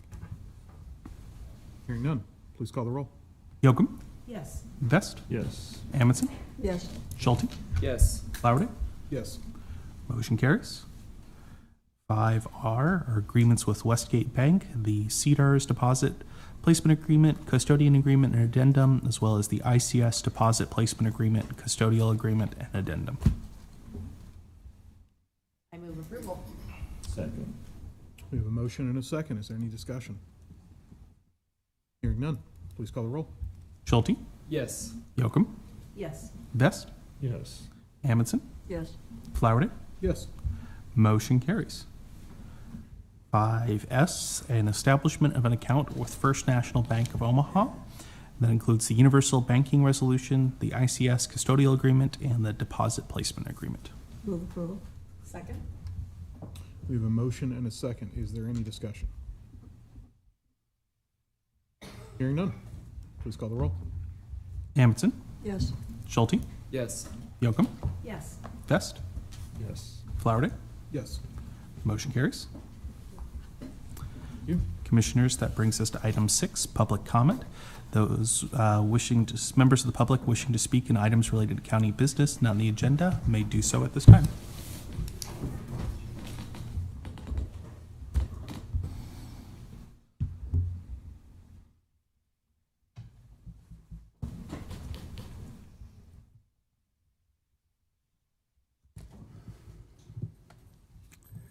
Guys and gals, you are in way over your heads. On account of buying into and supporting the lawfare and lies of Secretary Robert Evnen and Deputy Wayne Bina, you have made yourselves part of a nationwide criminal conspiracy to defraud the American people of our right to verifiably choose our public servants. They and you have subcontracted out every facet of our so-called electronic voting system to private entities that have every incentive to cheat. For all practical purposes, we have no government oversight over any of our so-called election infrastructure. That oversight has been completely outsourced, and our so-called election officials have no idea what is going on because they are not smart enough to understand the computerized electronics involved, nor the cyberspace they are connected to. If they were smart enough, they would not be in government. Back to the national scale of this criminal conspiracy. There are a large number of highly motivated people in every state in our blessed union fighting back, and we are constantly networking. I offer an example. My friend Jessica Palema has a well-organized group in South Dakota, which also uses ES&S.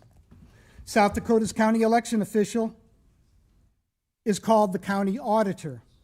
In 2022, Jessica and company succeeded in electing a county auditor to South Dakota's largest county, Minnehaha County, that the swamp could not intimidate and could not buy.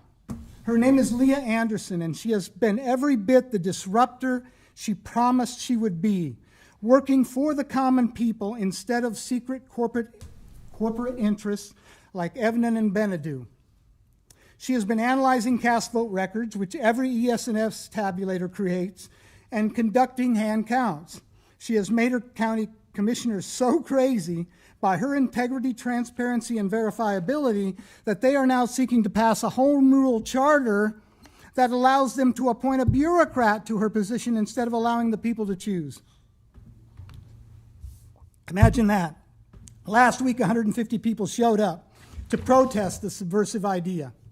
Senior ES&S staff have also tried to intimidate Leah. They cannot rig elections as long as she has her eyes on them and is verifying results. It's been very interesting to watch. ES&S has exposed themselves for the bad people that they are. At any rate, to help the cause up there, I put pen to paper last week and sent Minnehaha County commissioners the following short letter. Commissioners, pardon me, but Article 7, Section 1 of your Constitution, to which you all took a solemn oath, clearly protects the God-given right of the people to self-government through voting. Quoting Section 1, right to vote, elections shall be free and equal, and no power, civil or military, shall at any time interfere to prevent the free exercise of the right of suffrage. End quote. I went on to say, the right of qualified voters to vote obviously includes the right to have those votes counted honestly and equally. To enable the public to know that this is the case, the process must be transparent and the results must be verifiable. If you are allowing anything less, then you are interfering in the free exercise of the right of suffrage. There is no reason for secret vote counting except to cheat. Leah Anderson has made great progress toward honest and verifiable election results for the people of Minnehaha County. The only people who could possibly be opposed to her are those who wish to cheat or those who are secret proxy patsy puppets for deep state cheaters. Either way, they are lowlifes. Whoever is trying to remove Leah Anderson from office is despicable. You are the ones who should be removed from office for betraying your oath. End of letter. I got one good reply. In closing, I contrast Leah's integrity with that of South Dakota's Secretary of State, Monet Johnson. Johnson ran for office and campaigned hard on election integrity at the same time Leah did, but completely betrayed the people who voted for her once she got in. She's a total disgrace. And last but not least, Fall River County, South Dakota commissioners voted 3-2 to hand count the upcoming general election. No machines.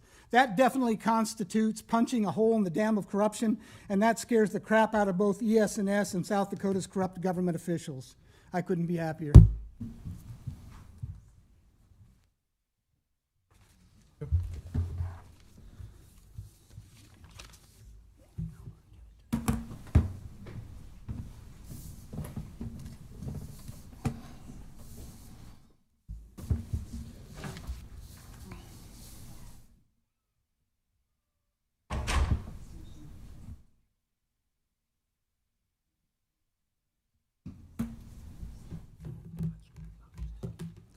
Morning, Roger Presser, Lancaster County, Lincoln. I'm here not to ask for money. One of the few people not asking for money, but I would like to ask for transparency. And this kind of dovetails in with what Robert said. ES&S is the company that we use to count ballots and votes. And they have responded to a request in Allegheny, Pennsylvania. One of the questions was, do you have a system in place for a post-election risk limiting audit? If so, elaborate.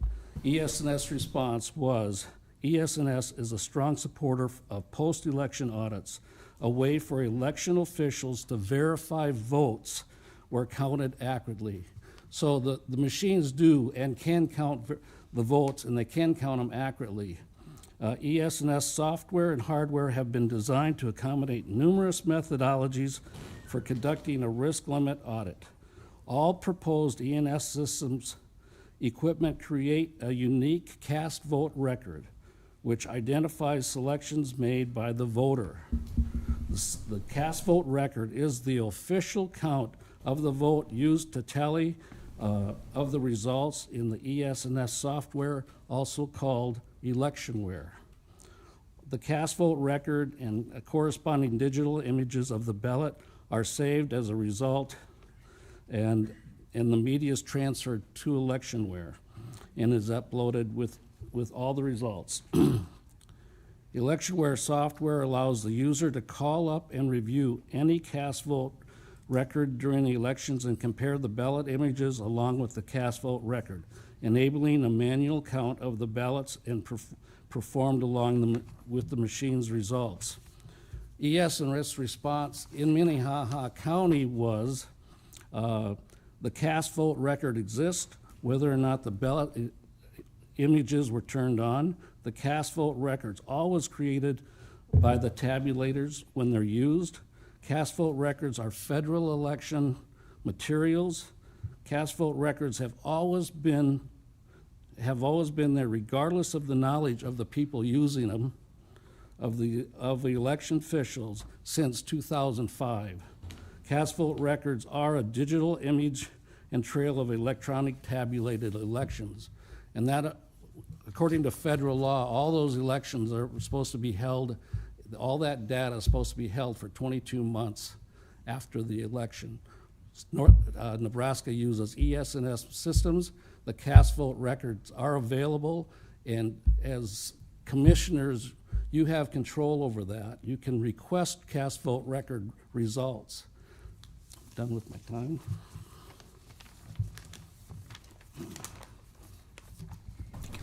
Good morning.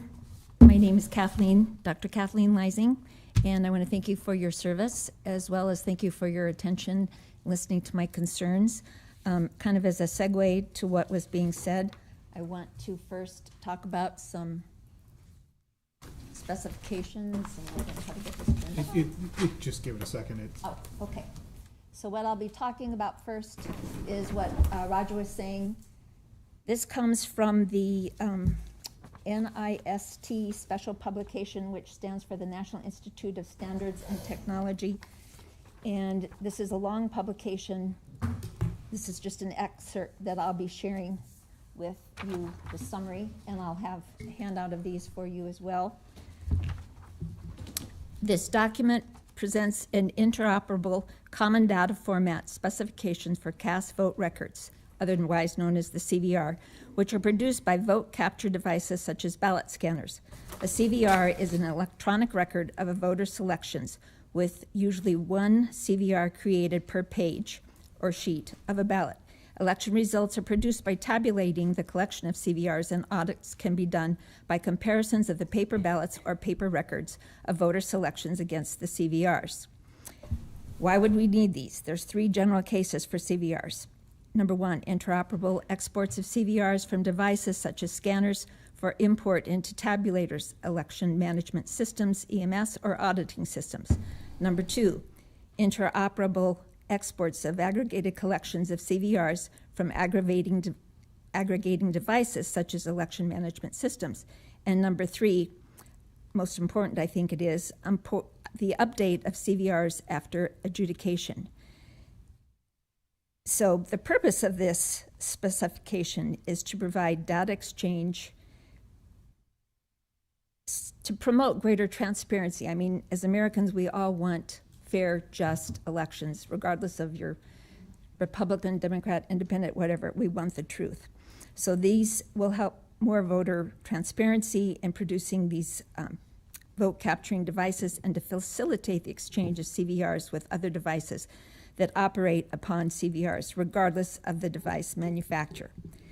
Now, who might want these? Who might need these? Well, a lot of us, the public, as well as you folks, election officials, voting equipment manufacturers, election analysts and auditors, and any election-affiliated organization. In case you're wondering what this really looks like. That is a sample of a cast vote record in Excel format. The names that are represented are the actual candidate that was voted on. The numbers on the left column are the voter. You see that it's, no personal identification. And then each column represents the race that they were referring to. We've been told that our election people are not trained in how to get the cast vote record, and I am not a computer person at all, but even myself could understand this. It's just 3 easy steps. This is a screen of a computer in our election office, how to export the cast vote record. You can see first you just go to Actions, then you go to Export, then you go to the CVR specific cast vote.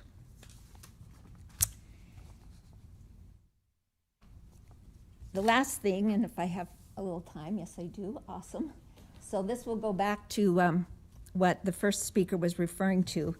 And this is a summary of the ES&S Task Force meeting.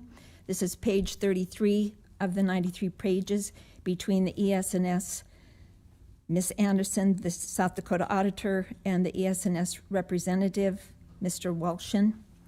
And I did highlight a couple things that I want to point out, and I will be giving you copies of this. But Mr. Walshin, the ESS representative, is very clear that they did not at any time say that cast vote records do not exist. They do exist, and they exist for a very good reason. So apparently that was just a miscommunication. I know there's similar issues as this going on in Arizona, besides South Dakota, besides Nebraska. So I would just leave with a question there at the bottom. Many clerks have told us they do not keep ballot images.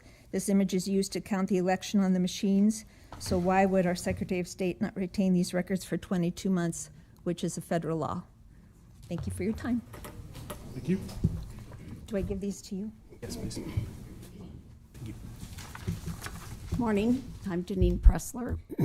Excuse me, and I'm going to end up by giving you guys the actual affidavits to be placed on records. So I'll just kind of review those very quickly.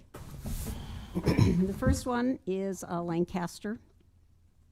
My husband Russ and I have been the only residents at our address for the last 10 years. Prior to the November 2020 election, we received 3 ballots for Lindsay at our address.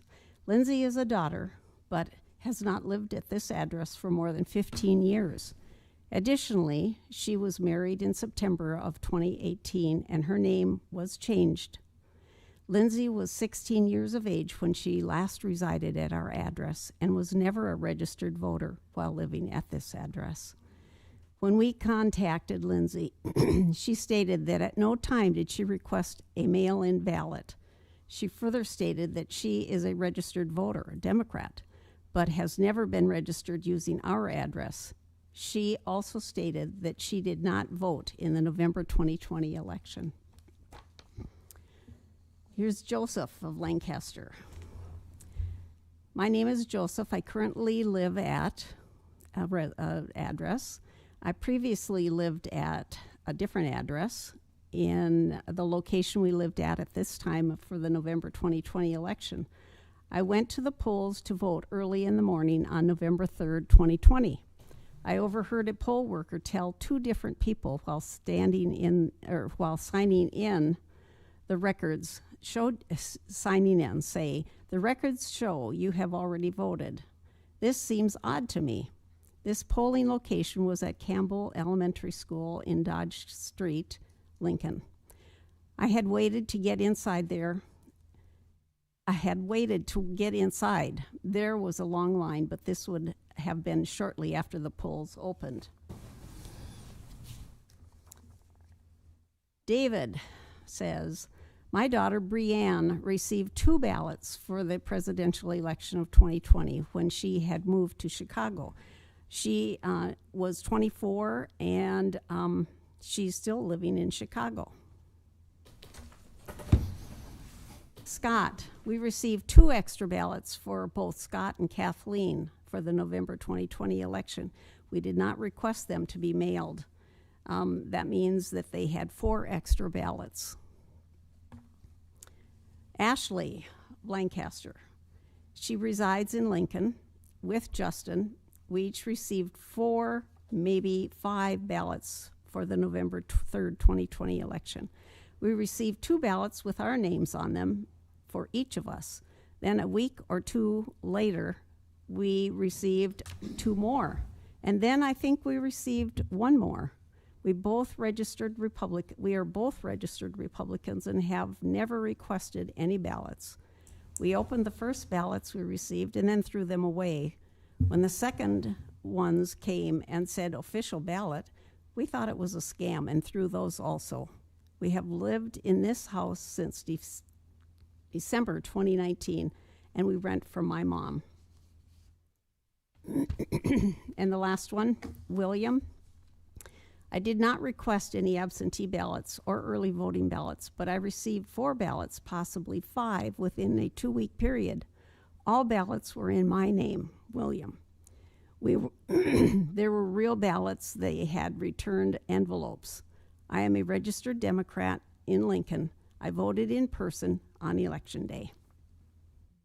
Okay?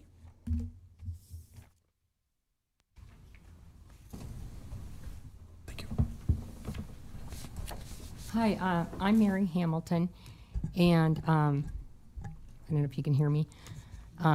Thank you for being here today and for helping with this thing and letting us speak out. I spoke here one other time about my affidavit that I had signed. I work for the Election Commission. I'm a teacher by profession, but because they closed the school down and I did not have a job, I had to get a job that summer. So I looked for a job and I was hired at the Election Commission to work for the 2020 election. There were a lot of things that went on, and at the time I didn't think much about it. Looking back, I wish I would have paid more attention to what happened. There were a lot of things that happened I thought didn't look right. One of the things at the right before the election, our computer databases went down. All of our computers went down. And Becky Moravik came and she told us that they had talked to the state technology people and they did not know why they had gone down. The importance of that, the significance of that is I had talked to a friend of mine that is a technology guy, and he said what they do is they can go in, change the database, and then in the middle of the night change it back, and no one will ever know that it was changed. And I say that after working for several elections, knocking on doors and registering people to vote, that I've seen a lot of things that I don't think are right. I think that there are a lot of inflating of the voter rolls, and then they can go in and determine by having the database who votes and who doesn't vote. And the people that very seldom or never voted, those are the people that they use to get to take their votes away. They can actually vote for them. And I do know that you can forge, there are forgeries, but we don't check for that at the Election Commission because there's no way they could possibly check that many ballots. In fact, my testimony from previous meeting with you was that I was given a tray, a big tray, a mail-in tray of ballots one day. I was told to scan them. And then she said that I could glance at them, but she did tell me that we're not the signature police. So she told me I could stack the extra ones up, and I did. And then she was upset with me, I think. Just from her demeanor, I can't really say that she was upset with me because she didn't state that. But she took the ballots from me, and she never gave me any more ballots to scan after that. So I determined that she probably wasn't too happy with me. But there were some signatures that clearly did not match. They were just scribbles. And so I think that we need to be a little more careful. I really think we should have one-day voting only. And then the last thing I want to say before I end this is that I worked the last few days in the election office. I worked with a man that was in charge of the election poll workers and the election verification, and he had several people. I know one of them was a call, and he said, "This address is a warehouse. How can you live in a warehouse? Please tell me, how this vote, how can we count this vote? This is not a residential address." And there were several people that said that there were more ballots than that were provisional ballots. They never had provisional ballots that many ever before this last election. So I just want to make elections fair again. And I just want to thank you, and let's make America great again. Thank you.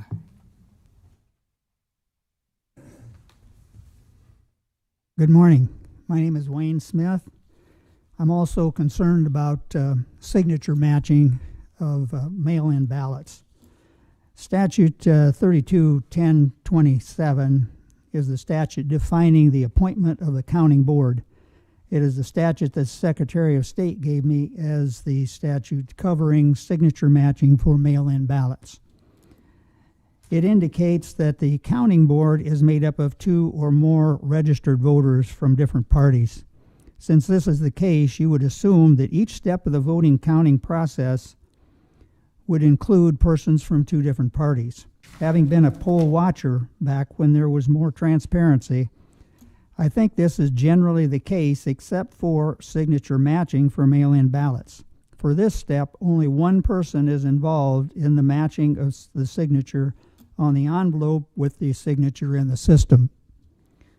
I discussed having 2 people verify the signatures with Brian Cruz, the Douglas County Election Commissioner, and Todd Wilkin, the Lancaster County Election Commissioner. Both of them said it is not practical due to space, and it would slow down the process and be more costly, or some words to that effect. Now, Mary Hamilton, who just spoke before me, she told me that she worked alone when doing the signature matching. And I asked Mary if she received any signature matching training. Her answer was no training whatsoever. I guess a question for election officials would be, do you have a standard operating procedure for signature matching training that the county commissioners and clerks are to follow? Samuel Lyons, former chairman of the Lancaster County Republican Party, who was a poll watcher, said, and I quote, "I saw election workers at their cubicles scanning the mail-in envelopes. The digital signature would show up on a screen, and one individual would match it to the signature on the envelope. Only one person at a time was in each cubicle doing this. During the time I was watching, no envelopes were deemed to not match. I wasn't close enough to make a determination for myself, but it seemed to be pretty loose. An election worker indicated to me that he had flagged 5 to 10 the whole time he had been working that election cycle. This was under Commissioner Shively, of course. Commissioner Wilkins, unfortunately, completely disallowed my viewing of that portion, as well as several other processes that I had previously been allowed to observe," unquote. I want to read part of an affidavit from Douglas County. I worked at the Douglas County Election Commission in 2020. While processing both new registrations and changes to registrations, none of the mismatched signatures that came across my desk were ever rejected by any supervisor while I worked there. I was consistently told to go ahead and process them. There are very strict rules to follow in processing and or making any markings on paper documents. The county commissioner made a statement to all the employees during a meeting that there has never been any fraud in Douglas County. I was told by a trainer at Douglas County Election Commission that we needed to process something like over 50,000 registration transactions in the last few weeks prior to the 2020 general election. So that was another affidavit that was submitted. I feel that signature matching needs to be done by 2 persons from the counting board, 1 from each political party. I've attached for your review a copy of Statute 32-1027 and a list of signature matching methods, along with 2 affidavits indicating that signature matching is lax. Thank you very much. Hello, my name is Cheryl Morton, and I am involved with Nebraska Voter Accuracy Project. Back in the end of 21, we started doing canvassing across different areas of Lincoln, and I ran across a gentleman, and I'm just going to read my affidavit to open up my message.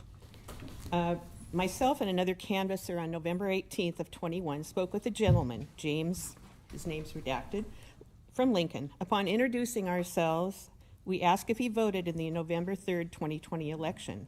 He said he voted, also said he had a daughter who voted. He stated that he worked for the company that does the election software for the state of Nebraska. He didn't say which company. He said they use a flash drive and that it all works fine and there are no problems. He stated, "We are working to turn this red state blue." And I guess that kind of shook me up a little bit, because I thought, well, here's somebody that's telling me right out that the computers and the internet connections are part of the control of our elections. As you are all aware, this last week, global internet technology CrowdStrike had millions of servers drop their protection against cyber intrusion. Global IT outage caused by cybersecurity firm CrowdStrike, who's supposed to protect our internet connections in the cloud. Faulty updates caused Windows to crash, affecting companies and organizations. PCs showing blue screen of death, also affecting banks, airlines, hospitals, and media. Many PCs have to be fixed one by one, which is going to take a lot of time. This should be setting off alarms everywhere. The CrowdStrike remediation method requires a special boot sequence to a PowerShell environment to selectively delete certain system files that temporarily render CrowdStrike penetration protection offline. Then a reboot happens, then another update, and then another reboot. During that time, the Windows server is wide open to penetration attacks, as the CrowdStrike code is not fully active. In other words, the CrowdStrike bug that took down infrastructure all over the world, like Y2K coming to life, had the net effect of mailing potentially millions of servers making those servers drop their protection against cyber intrusions, at least temporarily. During that time, what else is potentially being installed on their systems in preparation for a much larger cyber false flag event? My gut feeling is that this CrowdStrike bug was no bug at all, but a tactic. And this came from Mike Adams, the health ranger on 7/19/24, who speaks via the Brighteon website. It's another news website. Laura Loomer said, "Weird how the global outage happened during President Trump's nomination speech at the RNC convention." Sean Henry is the Chief Security Officer and President of CrowdStrike Services. He joined CrowdStrike in 2012 after retiring from the FBI Senior Executive Service. Our elections are not safe. It is time to take them offline, like the Europeans have. And finally, did you know the EDR services, which is endpoint detection and response, use of software that is licensed by CIS, which is Center for Internet Security, by a third-party provider, CrowdStrike, all title and ownership rights of the software shall remain with CrowdStrike.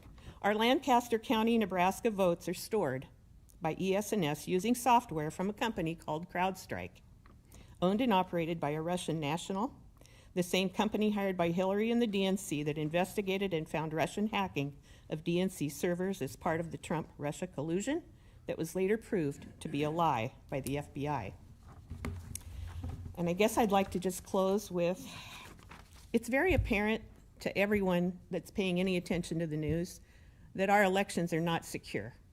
We have various people working across our nation to clamor for transparency and election integrity, and we are doing it here. I feel that it is most important, as Dr. Frank said, that local elections have national impact. We have to fix our county elections first, not the state. We take it one piece at a time. We need to secure our county, and then the nation will follow. So I wanted to let you know that several of us in this organization are working to train our members how to hand count during the election, because this could very easily happen in November. CrowdStrike Windows outage did affect our computer functions at the Lancaster County Jail. That is your time. And that is actually all of our time for public comment today. We have, so that's our 30 minutes. There's 3 minutes left. Yeah. 57 right now. Public comment started at 10:26. I let her finish her time. It is 31:35 seconds at this moment. So we will move on to announcements. You're welcome to come back a future week. So. Item 7, announcements. The Lancaster County Board of Commissioners will hold a special staff meeting on Tuesday, July 23rd, 2024 at 11 a.m. in room 112 of the County City Building. Lancaster County Board of Commissioners will hold a staff meeting on Thursday, July 25th, 2024 at 8:30 a.m. in room 112 of the County City Building. Lancaster County Board of Commissioners will hold its next regular meeting on Tuesday, July 30th, 2024 at 9 a.m.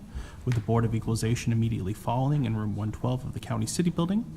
County Commissioners can be reached at 402-441-7447 or commish@lancaster.ne.gov. Lancaster County Board of Commissioners meeting will be broadcast live on LNK TV. LNK TV is available on Allo Channel 2 and Spectrum Channel 1300. For the rebroadcast schedule, visit lincoln.ne.gov. Meetings are also streamed live on YouTube and Facebook. LNK TV apps are available on Roku, Apple TV, and Amazon Fire TV. Item 8 is adjournment. Do we have a motion to adjourn? I move that we adjourn. Second. We have a motion and a second to adjourn. Is there any discussion? Hearing none. Amundsen? Call the roll. Yes. Schulte? Yes. Yocum? Yes. Flowerday? Yes. Motion carries. We are adjourned.